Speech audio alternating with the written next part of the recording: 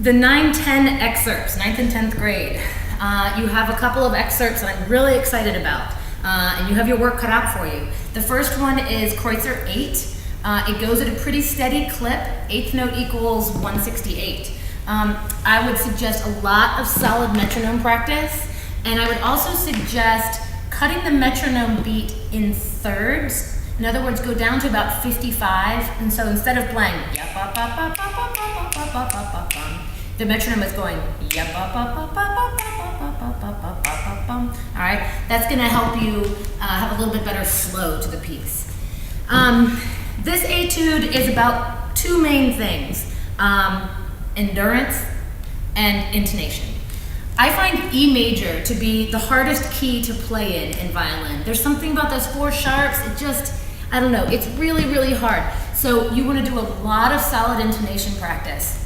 And I would make sure to not fall in the trap of trying to play it fast too soon. If you try to play it fast and you're out of tune, or you have sloppy shifts, or you miss notes, then you're just practicing in some bad habits that won't come out at audition time. So my suggestion would be play it solid and slow before you get it fast. If you can't play it slowly, you won't be able to play it fast. But if you can play it slowly and play it really well slowly, then you'll be able to speed it up and play it fast as much as you want. But it starts with slow.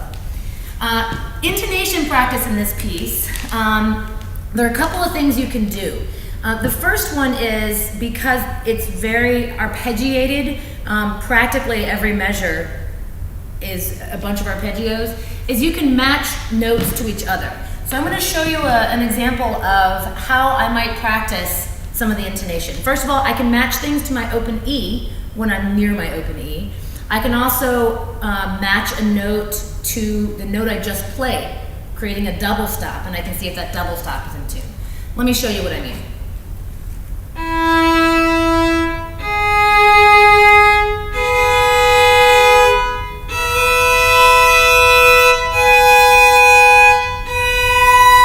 Ooh, that B wasn't so good, so I'm going to go back and try it again. There it is.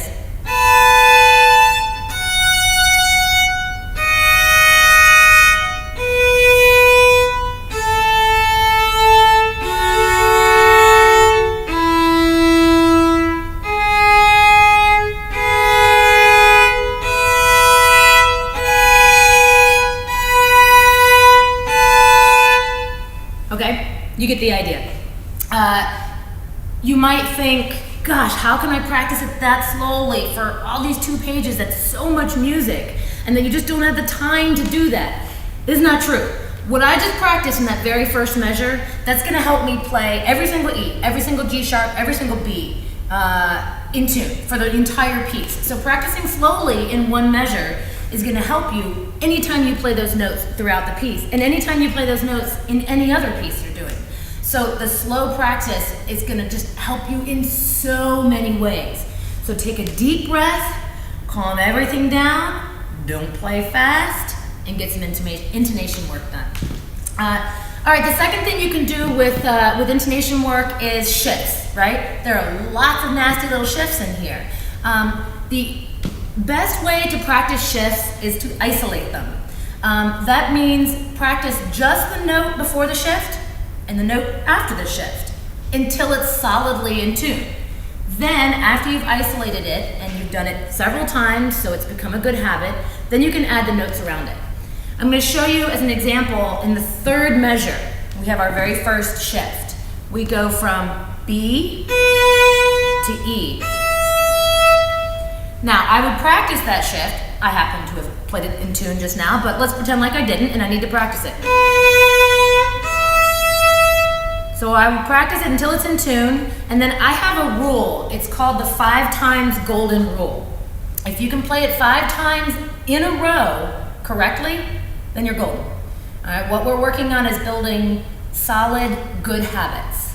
Playing it 5 times wrong and then 1 time right is not going to guarantee you're going to get it right the next time. So you need to play it many, many, many times correctly, or, as my rule says, 5 times in a row correctly, and then you know it's become a good habit that will stick in your hands. So once I've practiced this bunches of times, then I might add the notes before it.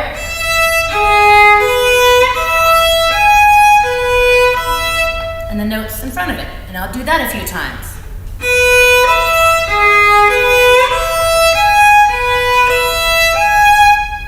And then I'll play the whole measure.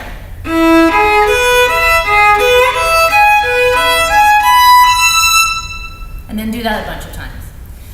Again, I want to stress that it might seem like, gosh, practicing that one shift, that seems to take so much time.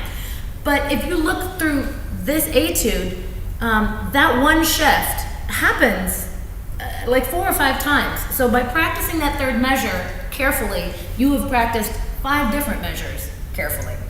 And you've also practiced for every single time that shift comes up in any piece of music that you'll ever play. So it's very, very worth taking the time.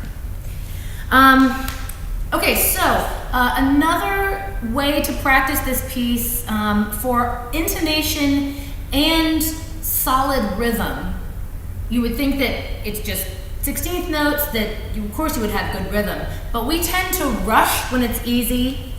We tend to slow down when it's easy and rush when it's hard. I don't know why we do that, but we usually, a violinist's tendency is to rush a shift, to play a shift too fast, and also to play string changes too fast. So a really good way to practice staying in a solid tempo is, of course, metronome practice. You should be doing 70% of your practice on this with the metronome. The metronome can be slow, it can be medium, it can be fast, but with the metronome. But you can also practice in rhythms, all different kinds of rhythms. You can come up with your own. The classic one is just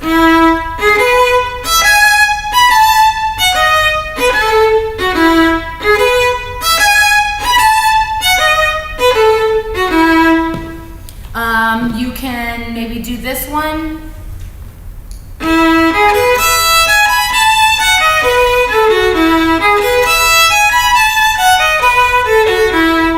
So on and so forth. You could do where you hold the first note long and then play the next 5 fast.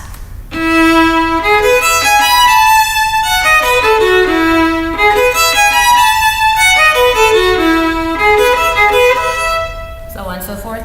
Really, there are just tons of combinations, and you can be creative and come up with your own. You can also slur it. It feels very different when you slur this piece as when you don't. So,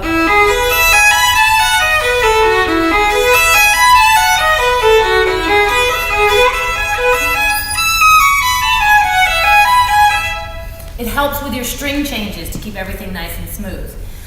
You can also play it backwards bowing. This will help with your string changes and help keep you in a solid tempo. It feels really awkward, and I would not suggest doing this at a fast tempo. Do it slow and methodic.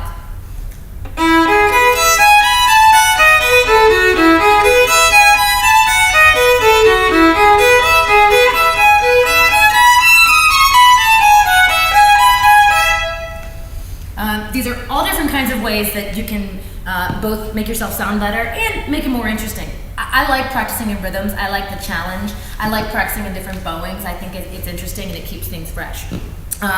One more rhythm that I always enjoy doing if you really want the challenge. Each measure is divided into 2 groups of 6. I would challenge you to divide it into 3 groups of 4 to throw off the sense of the beat.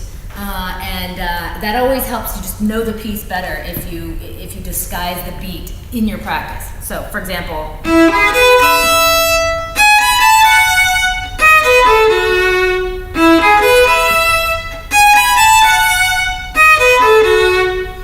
right? So I always enjoy doing that. And you can do that at any tempo. Just make sure whatever tempo you're practicing today is a tempo that you sound solid in, not sloppy. Never, ever, ever practice sloppy.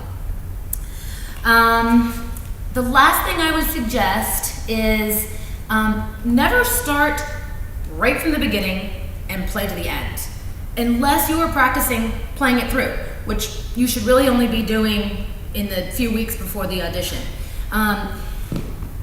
People tend to start right at the beginning First couple lines sound great. Have you ever gotten into a lesson with your teacher and they say, okay, play this etude, and you start playing in your head, you're thinking, gosh, I hope they stop me soon, because starting at the 5th line, I don't sound so good, and I haven't even practiced the 2nd page.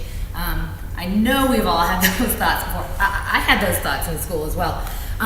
So set a schedule for yourself where you say, on Tuesday I'm going to practice the first 3 lines. On Wednesday I'm going to practice the next 3 lines. On Thursday, so on and so forth. And then you're really focusing on smaller amounts. In my teaching, I call it practicing in chunks. If you want practice in 1 measure chunks, 2 measure, 4 measure, wherever you are in learning the etude, then you're going to get to know it a whole lot better than when you try to read straight through it. Imagine you're studying for a test and you have an entire chapter to read and memorize and learn for the test. You're not just going to read the chapter and read the chapter and read the chapter. You're going to take it in sections so you can memorize what each paragraph is talking about, so you do well on the test. Same thing happens in music, all right? Don't go from start to finish every day. Pick your battles each day. Okay, I'm going to play it through. I'm going to play it at a slower tempo than you will need to prepare for the audition. I'm doing this mainly so you can hear some of the intonation stuff and some of the phrasing that I add to it to try to give it a little musical feeling. So again, I just stress that I am going to be playing it a little bit slower than the tempo marking for All-State. Okay? Just so you know, I think I'm going to play it somewhere around 110, and the All-State marking is 168. So I'm going to play it about 110, out like that. The All-State marking is quite a bit faster.